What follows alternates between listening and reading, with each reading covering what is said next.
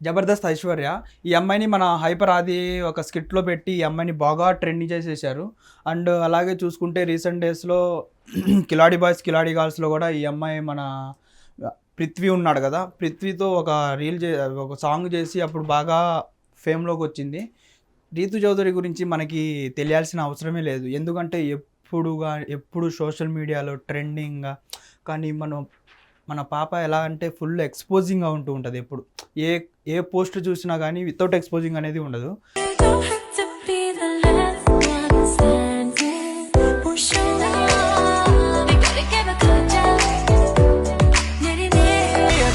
Ritu Chowdary recent డేస్‌లో ఒక marriage topic అనేది బయటకొచ్చి సమ్ ఆస్తులు అవన్నీ బయటికొచ్చినియి. సో, అది ఎంతవరకు నిజం, ఎంతవరకు అబద్ధం అనేది మనకైతే తెలవదు. ఈసారైతే Rithu Chowdary 'Bigg Boss' season 9కి సెలెక్ట్ అయ్యి 'బిగ్ బాస్' సీజన్ 9కి వెళ్ళబోతున్నారని